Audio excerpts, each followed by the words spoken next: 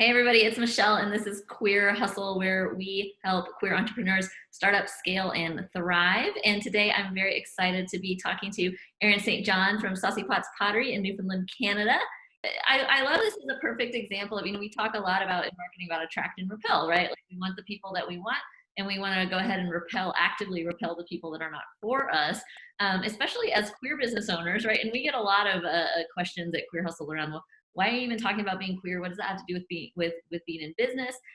We know as queer people, just instinctively walking around, right, in our life, we're authentically and just like uh, almost without thinking about it, gravitating toward the people that are for us and trying to repel the people that are not for us because we learned quickly with icky experiences. We got in the wrong crowd. Maybe somebody didn't know we were queer and they made the wrong joke or whatever, and starts to be like, okay, how can I signal very loudly that I am queer? How can I, talk about that? How can I show that with how I look?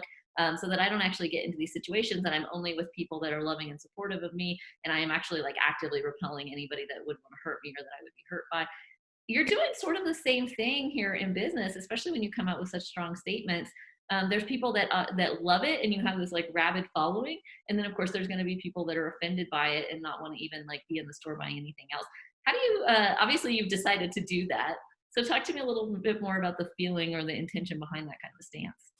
Well, after spending the last 6 years having a retail space and testing the waters of retail, I really did find, even though I'm passionate about these products, I like make it, I live like this is my work.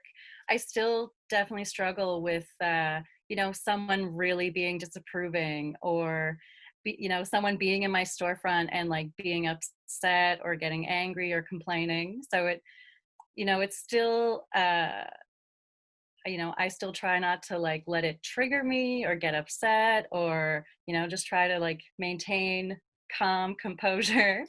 But yeah, I do really love switching to online because of that. I find it's, uh, you're able to reach the people who you want to attract.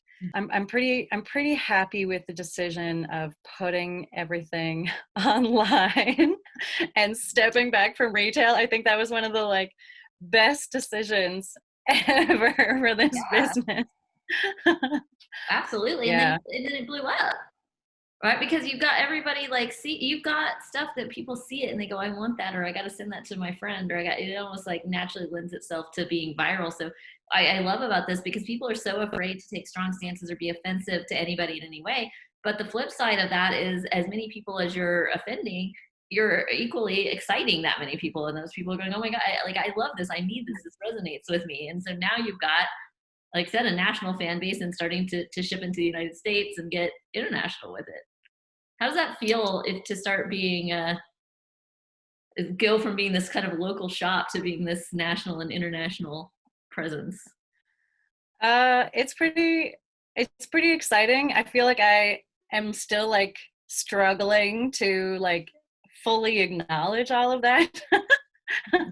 And so many things seemed so uncertain, and going through ISS really gave me that like confidence that, okay, this is good. This is still working. We can keep going this direction. We got this. I love hearing that. I want to know what you would say to people, because there's a lot of people watching this that are in that situation of, they had a retail business, or they're an artist or some kind of creator or some kind of a event planner or or retail service provider, that felt like, there's nothing they could do. What would you say to people who say, Erin, I'm screwed, there's something I can do in my business? Well, I think that if that is your mindset, then that's what will happen. But if you are open and interested in problem solving and focusing and honing your skills, and really focusing on the one thing you want to do, that I mean, kind of anything is possible. And there's a lot more platforms available online for brand new businesses to start up in. And I've switched to new website platform as well, and I found, it's nerve-wracking to switch to a whole new platform, but um, I don't regret it at all. And I was ready for change. And it was just everything kind of happened in these few moments. So I think if you are passionate, take the chance and like give it a go, because the worst thing is you could fail. And I don't know. I think that failing is part of the experience. I've definitely tried lots of different things that haven't worked at all. And I think, yeah, failing is part of the process as well. Failing is absolutely a huge part of the process. Every time we fail, we learn. I always tell people that say, I'm afraid to fail, I said, take that away from you, because it's not an if, it's a when. You will fail all the time, and that's okay, because we get back up, we learn, and then we do better. Beautiful sentiment, and love that thought that, you know what, if you got the mindset that you're going to fail anyway, you can take that and you can just roll over. You can take that and say, okay, bring it on. I want the lessons. I want the change. I want to learn. I want to embrace change. I want to embrace challenge. And I want to see what I can actually really make happen. And it's people with that attitude who really do make things happen. Erin St. John, so grateful to have you here. Saucy Pots Pottery, y'all look it up. Buy yourself your cunt mugs, fuck mugs from Erin. She will ship them to you. Thanks so much for being with us today. Oh, thank you so much for having me. This has been a lot of fun. All right, everybody, we'll see you next time. Bye. Thanks.